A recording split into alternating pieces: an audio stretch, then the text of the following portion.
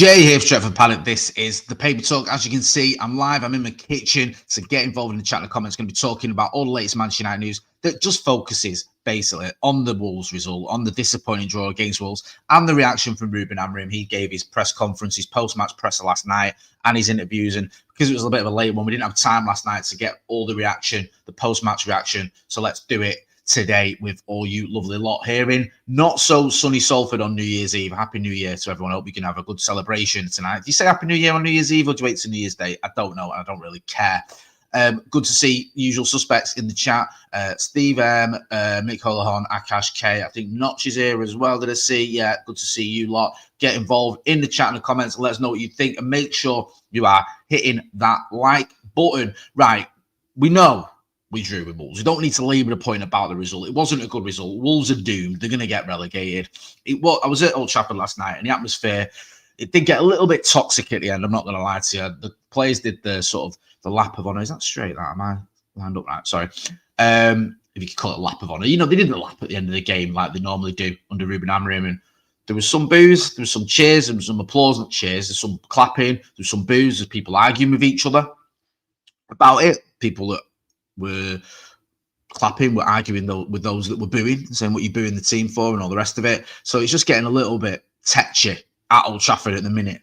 And you can understand why some fans, I think all fans are frustrated with that result. I don't think we need to sugarcoat it. It's not a great result. There are mitigating circumstances. We've lost a lot of players. There's a lot of players who are at AFCON are injured, but we should be beating Wolves, especially when we go ahead. I think we all know that, and I think the manager knew that as well.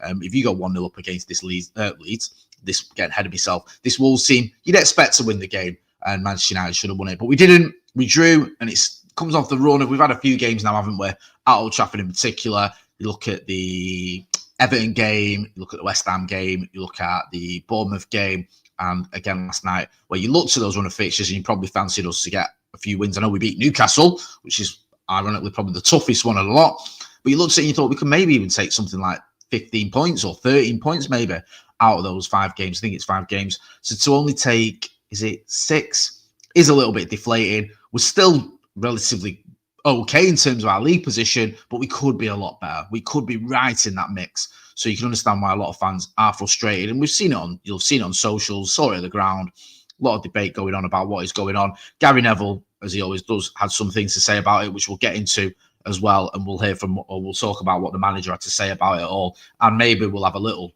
quick chat about the game on the horizon, Leeds. We are going to preview that game. I think on Friday we'll preview it. It's the weekend, isn't it? So we'll preview it, but we can talk about that as well. Paul Gill says, I still back this manager. The good times will come. Steve M says, I'm starting to hate Neville. I don't really hate Gary Neville, but I know there's a lot of people that don't like him. Toxic positivity says MJT 098 from the Amorim lovers. Croxy says Happy New Year, Jay. Happy New Year to you as well, Croxy. Diverse Son says a team with 2 points and Amorim. How the hell people don't have guts to say Amorim out? Not saying Amorim out doesn't make you a good United fan. So he thinks that if you can say it, you can criticise Amorim. Also, Neville loves to be negative about United. Paul DeGill. Me and Steve have spoken about this a few times. I think sometimes Gary Neville does go a little bit OTT in his criticism of United. It's like he's trying to act like he's not a United fan at times, and he praises other teams. I spoke about this all the time. I don't really think he has the love or the admiration for some of the other teams that he has. But I understand why Gary Neville would criticise last night. Look, I say this a lot. 2 things can be true. You can back Ruben Amorim. You can appreciate the fact we're losing players, and we've lost a lot of players to AFCON. Then you've got Mason Mount injured, you've got Bruno Fernandes injured, you've got Matthijs de Ligt injured, you've got Harry Maguire injured, you've got Kobbie Mainoo injured. I know Kobbie Mainoo's not starting many games, but he would have played, I think, if he'd have been fit. You can settle these things, and you can still say that was a poor game. It was a poor result against a woeful Wolves side. That's a side that have 2 points all season. So I don't think there's anything wrong with saying, you know what, that was terrible. That was a terrible result. It just was. And I don't think that's, being overly harsh. Now, you can say that and still think that Ruben Amorim is the right man for the job. Criticise Alex Ferguson after bad results. It's not beyond the realms of possibility to say, you know what, that was a bad result, but I still think Ruben Amorim is the right guy. I think sometimes things get too binary. And it's like, if you criticise a manager, you're wrong. And it's like, well, are you? And yet, if you don't think there's any positives or anything you can look at in this season, then people think, well, why not? Look at where we are in the league. It's not that bad. There's still an opportunity here for Manchester United to get Champions League football. That might sound deluded after a game against Wolves where we've just drawn with probably statistically the worst Premier League team ever, right? You can argue with me and say, Jay, they're not. Like, would this Wolves team have beaten the Swindon team, for example, in the early 90s that got relegated comfortably? Would it have beaten the Derby team, but I think holds a record for lowest number of points? There's a good chance this Wolves team could have got some half-decent players, and I don't think either of those teams I've just mentioned had that many. But statistically, it's bad.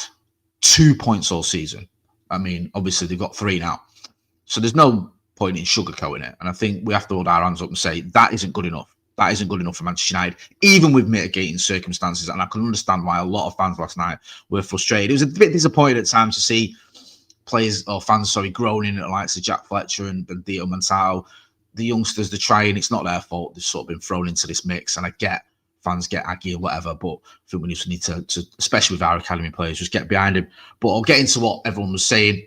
Santa Knox makes a good point here. Can we start talking about this back problem with De Ligt and why it's barely being looked into? When is he supposed to return? We need him back, man. Pardon the pun. We love Matthijs De Ligt. Arguably our best player before he got injured, wasn't he? This season, he was absolutely smashing it. And now this problem that initially I don't think it looked like it was too long term, but it's just ongoing. And it's at a time when I know Aiden Heaven's done very well when he's come in. We've still got Lenny Yoro as well as an option. I've got Lisandro Martinez back in the team, which is a massive bonus, but we could do with Matthijs De Ligt. MJT says, I love this manager gets is so ridiculous. Why does he have so much credit in the bank? Steph1395 says, we are just an average team, maybe good on some days, but not more. Paul de Gill says, I'm a firm believer that if Sir Alex Ferguson started his tenure at United in this current era, fans would have wanted him sacked after the first season. Social media pundits make things seem much worse. Fans wanted Fergie gone before the social media era. You've heard of Pete Molyneux and his banner. Sarah Fergie, 3 years of excuses, and it's still crap. That was a banner in the Stretford end, I think, from Pete Molyneux. And he wasn't alone in that sentiment. There was a lot of fans who, after a few seasons or 2.5 seasons, whatever it was, where United had been very much up and down, was struggling. I think we went about 3 months without a win at one point. Fans had enough. A lot of fans had enough and were saying this isn't good enough, and this man hasn't turned things around the way he wanted now. He went on to win the FA Cup that season, which bought him time, and then the rest is history. But times are different now. It's hard to compare the Sir Alex Ferguson era. I know you're making a point there, Paul. I'm not having to dig at you. But it's hard to compare because now you've got this added thing of Champions League football, what that entails, what that means for clubs. If you don't get near the Champions League, you don't get Champions League football. Also, you look at what United have spent, the teams around us and all the rest of it. There's a different thing going on than what was going on Fergie. I think a lot of the reason Fergie had leeway was managers tended to get a bit more time back in that era anyway. Also, he made a big amount of changes behind the scenes. Bobby Charlton always speaks about it, doesn't he? There was the game against Nottingham Forest in the FA Cup where a lot of people said if Fergie had lost that game in the third round of the FA Cup away at Nottingham Forest, he might have been done for. And I think Bobby Charlton pushed back on that and said he wouldn't have been sacked had he lost that game. We would have stuck with him because we could see, because Bobby Charlton was on the board of directors thing, we could see the changes he was making behind the scenes. I think he tripled the amount of scouts the academy had. He was working on improving the club as a whole, not just the team. So there was a lot of respect and admiration for what Sir Alex Ferguson was doing. But the truth is, we don't know what would happen. What we do know is that Sir Alex Ferguson kept his job and went on to become the greatest manager football has ever seen.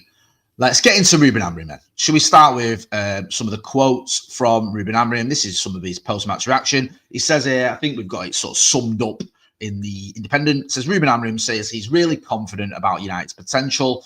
Ruben Amorim remains confident about Manchester United's potential despite ending a turbulent 2025 with a disappointing home draw with struggling Wolves. Rob Edwards' side arrived at Old Trafford on a run of 11 successive Premier League defeats, leaving them rooted to the bottom of the standings with a meagre 2 points from 18 matches. But Wolves left with a third point of the campaign as Joshua Zirkzee's deflected opener was cancelled out by a name I can't pronounce as the sides drew 1-1 after just 3 weeks. After United won 4-1 at Molyneux.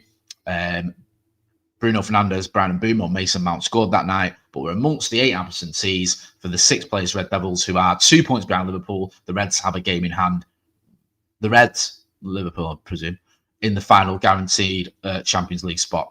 I'm really confident. Boss Ruben Amorim said at the midway point of the campaign, we just need to recover all the players, and I'm really confident. I don't know what is going to happen until the end of the season. Then we will make the resume of the season. But I'm really confident when we recover all the players that we are going to be a strong team. There is no doubts in my mind. Also, with the game against Leeds, United begin 2026 on Sunday at rivals Leeds, where Amorim says he's not going to risk anyone making existing issues worse. So we have a few injuries, but he's not going to risk it. Now, the big talking point, one of the big talking points, was the substitution of Joshua Zirkzee. So he took Zirkzee off, says he took the goal scorer off, who came in for the injured Mount at half-time to bring on teenager Jack Fletcher. Amorim confirmed the decision was just tactical and added, we need to do what the game was asking. We were struggling. They put a lot of men in the middle of the park, and with Jack, we balanced that. I think we recovered the ball faster in the second half. In the first half, we struggled a little bit to recover the ball, so I'm just looking, not for their age and experience in this moment, I just look what I can do to win the game. United reverted to Amorim's favoured 3-man defence, having won with a back four. A set-up switch Wolves boss Edward had predicted, and prepared for. Right, so the Zirkzee substitution, I think, is what sort of has annoyed Gary Neville. So there's a big article there, I think it's in the Mail, and it says, Gary Neville fumes at Ruben Amorim's complicated tactical decisions. I'll get to comments in a minute. And singles out the one bizarre substitution that was not right in explosive takedown of Man United boss after drab draw against relegation strugglers Wolves. Gary Neville launched an explosive takedown of Ruben Amorim's tactical approach. Neville was critical of Amorim's tactical tweaking, as well as his curious substitutions as United searched for a winner, and said the Red Devils boss must take ownership of his wrong decisions during the game.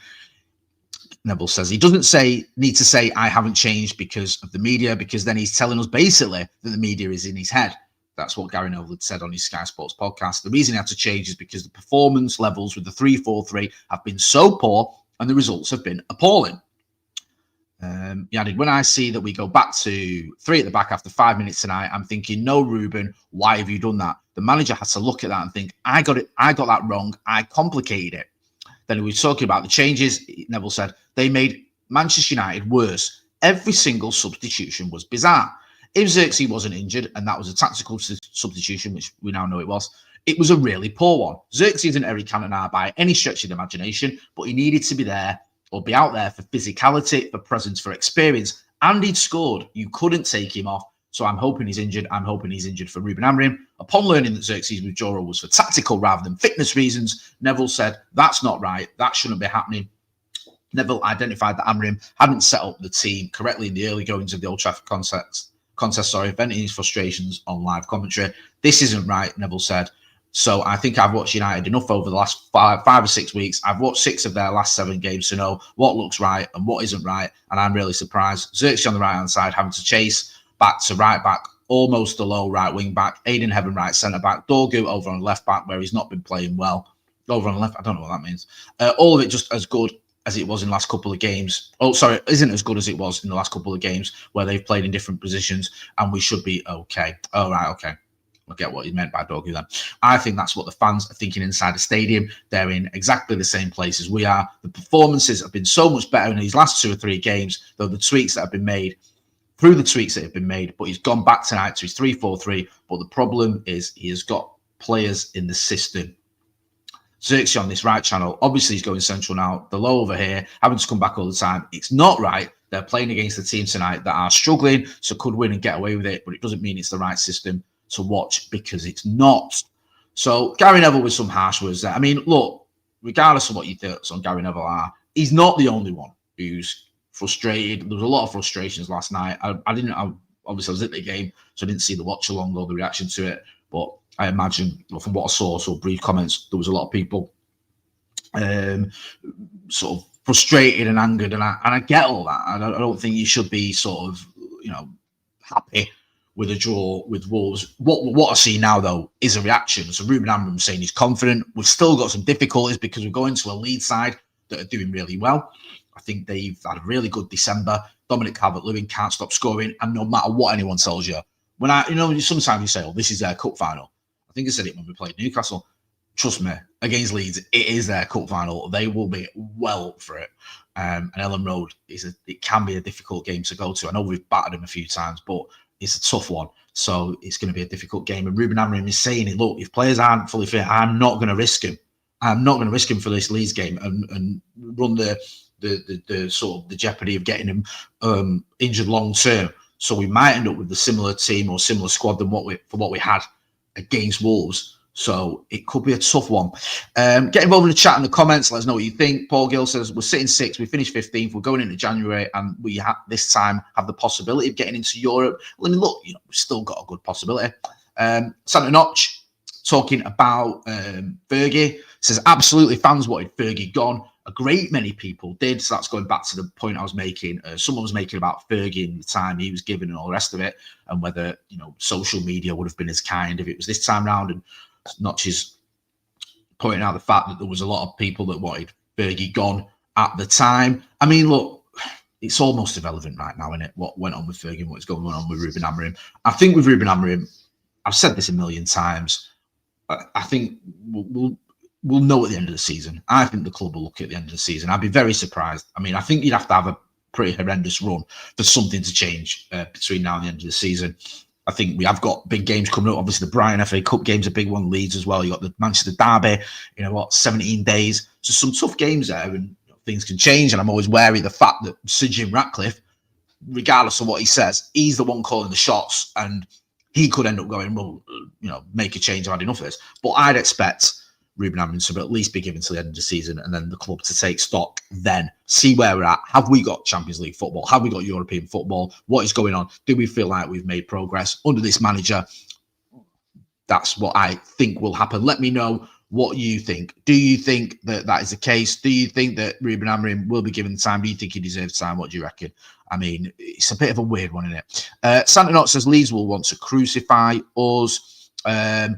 Mike Waldo says, I think it's harsh to blast Amorim for subs when 7 players are out of the lineup and we have several players that were first team out on loan. You have to do something with what we had. We weren't winning. I mean, last night was as difficult as it's been squad-wise for Ruben Amorim. I don't think he's had a bench as lacking in experience as he had last night. I mean, to have so many players out is so rare because you've got the 3 lads at the AFCON. Bruno is never injured. He's injured. Kobe Mainoo, we keep getting told he's the backup to Bruno. He's injured. De Ligt's injured. Maguire's probably the backup to De Ligt. They're both injured. So Mason Mount, who's been one of our best players this season, probably been our best player over the last few weeks, he's out. So I do have sympathies with Ruben Amorim. I do. Regardless of the fact I don't think the result is good enough or the performance is good enough, I can still sympathise with the manager. And I understand the point that's being made there about the changes that he made in terms of who he could bring on. I was a bit surprised that he took Xerxes off. I don't think Xerxes was, tearing up trees, but at the time I thought, okay, I didn't know if it was an injury or tactical. I thought he'd have stuck with him for a little bit longer. He didn't. We drew, and now people are going to have that inquiry the same way Gary Neville is. My main worry now is, I'll be honest with you, this Leeds game coming up. That's what I'm concerned about. Bedouin says, someone please explain to me how this POS manager is so untouchable. Genuinely, not one thing he's improved. Get him out. With that, right? And I understand frustration. I do. I'm not just saying that because I get it. It's not nice watching your team play against a poor side and not getting results. And I understand there's a lot of people frustrated. But I always go back to this, right?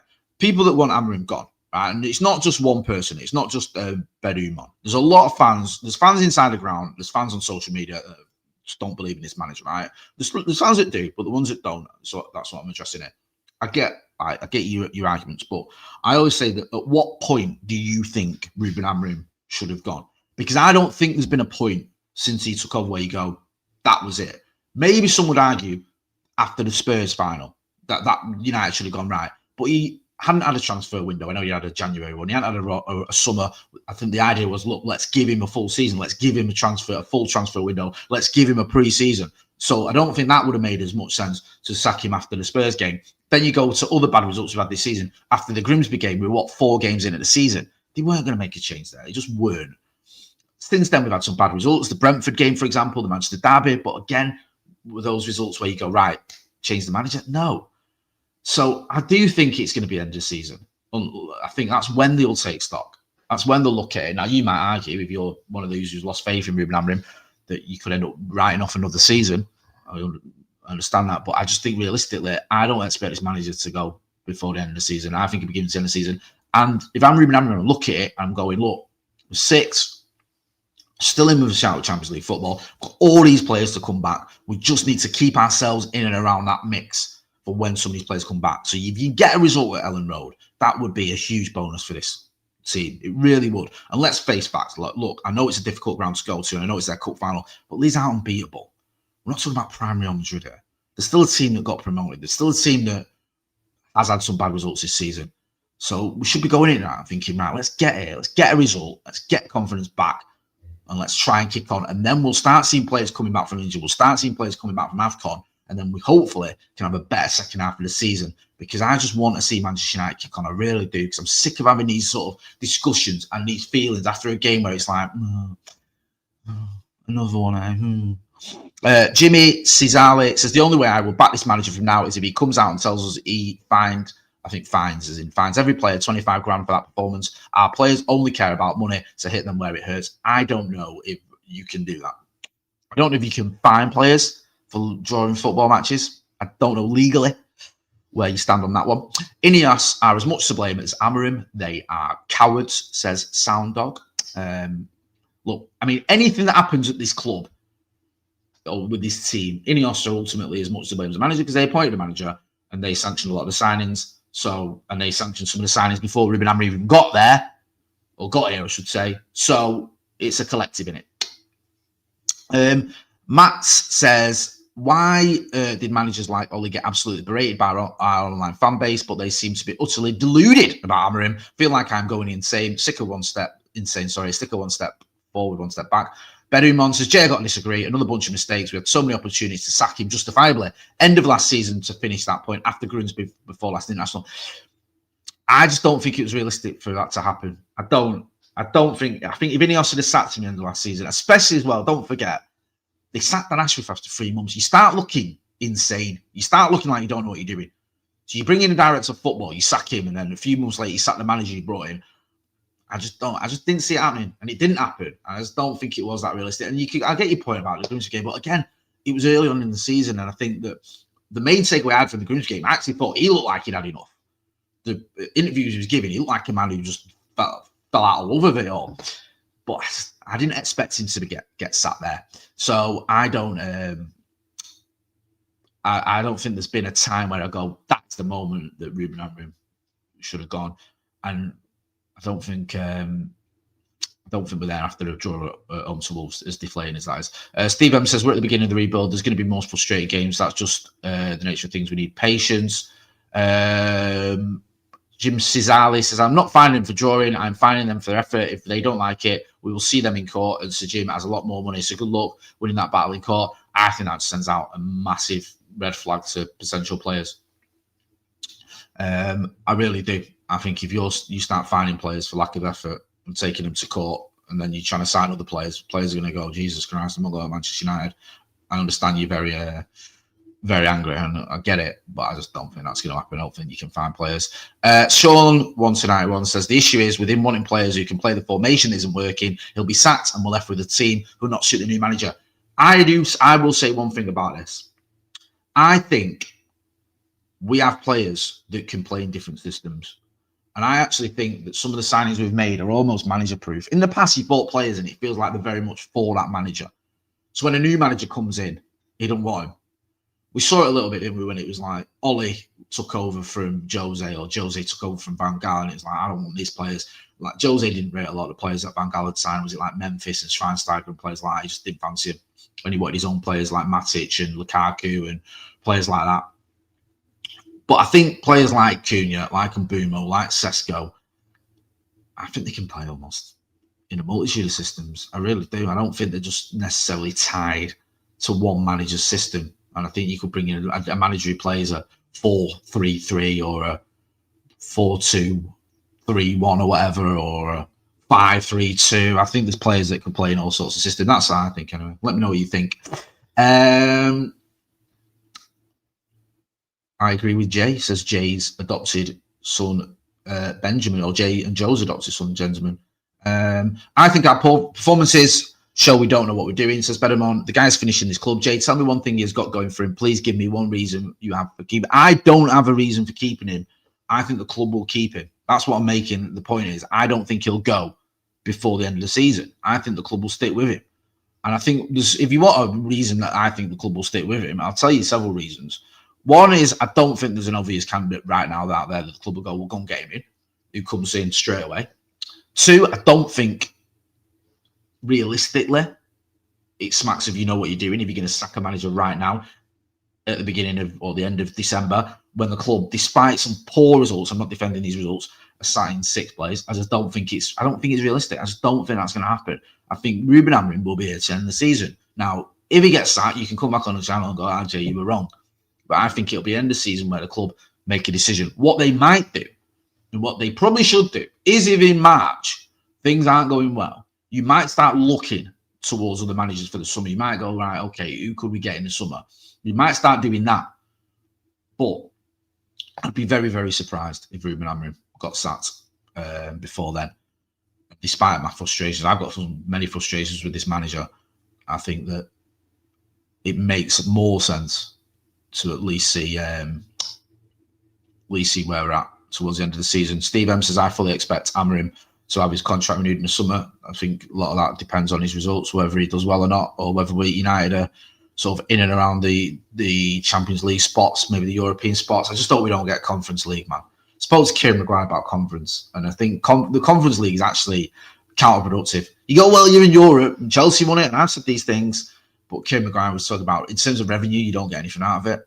In terms of, the games themselves, they're all a bit meh, aren't they? I remember going through the Conference League fixtures when I was looking at Chelsea. I didn't even recognise half the clubs, half the teams. So, yeah, I hope Manchester United don't end up with that. I mean, obviously, I want us to get Champions League football. Akash K says, Amorim has 18 months left on his current contract, doesn't he? I think so. I think it's till 2027. Steve Orton says, Amorim will be judged at the end of next season. He's here to stay. So get your tin hats on and grit your teeth. Mr. Squared says, Amorim will be sacked. Then everyone will say, guess he had to go. But we are living it right now, and people say, keep him. Jay and Joe's adopted son, Benjamin, says, we could have been above the Scousers for 4 weeks now, but we S the bed every time. It's absolutely pathetic. Not happy with this at all. It's so frustrating. So frustrating. Jay Maxwell. Hi, Jay. Are you scared about a Leeds game, Jay? Yes, a little bit. I mean, I'm physically scared because I'm going to Ellen Road. I've been there before. It's 14 years since I last set foot in Ellen Road. There's a reason for that. So, yeah, I'm a little bit worried. That'll be a tough one to take if we don't turn up for that one. But hopefully we will. Jordy Pillin, just joined, Jay. What have I missed? What you've missed is a little bit of a debate going on about Ruben Amorim. How long is he going to be at Manchester United for? Is it his fault of what is going on at Manchester United and what is happening with Manchester United Football Club after a disappointing draw against Wolves? That is basically what everyone's been chatting about, what I've been talking about, and some of the quotes from Ruben Amorim and from Gary Neville as well, who's not happy with the substitutions and the fact that Joshua Zirkzee was taken off for a tactical change for Jack Fletcher when he thought he should have stuck with him. I think that sums it up. I'm going to leave it there. Thank you. This is the last vid of 2025. Thank you. A big thank you to everyone who has supported the channel over the year, since we started, but during 2025 as well. We do appreciate you guys. Obviously, you join in the conversations when we have lives. You support us when you can by joining memberships. A lot of people bought merch, go and check out the merch as well, which is, it's good quality, top quality stuff. I love it, but it also helps support the channel. And I think we've got a good community here at Stretford Paddock. I do, and I enjoy it when I chat to people as well. I was chatting to London Stretford last night. Big shout out to Pete from Wiltshire, chatting to him, chatting to people at the ground, and I do appreciate it as well. Appreciate all the support we get. And I know 2025 has been a bit tough at it at times as a United fan when you look at some of the results we've had during 2025. But we're in this together, and we're Manchester United, and we'll be all right. Jim Cizali says, also, this is a taste of us in Europe. Our players are now showing how they play with 4 days rest. I'm not a full week for their little legs. Laughing emoji. Mr. Squarehead says, Happy New Year, all. Yep, big Happy New Year to you guys. And thanks again for your massive support of the channel. We do appreciate it. I'm going to be back. I don't know when I'm going to be back. When am I going to be back? I presume I might even be back tomorrow. I don't know. I need to check what's going on. Yeah, there might be a video from me tomorrow from the kitchen again, but certainly I don't think there'll be another video before 2026. So big thank you to everyone who supported the channel during 2025. Make sure you're getting involved with all the other videos as well. You can go and see Andy Tate's reaction. You go and see Joe's reaction as well. I think it was Joe, Scotty, and Tom Cooney giving their post-match reaction from last night. Hopefully 2026 will be a good one for Manchester United and for Stretford Paddock and for all you lovely lot as well. So look after yourselves and thanks again. Big shout out. Big thank you.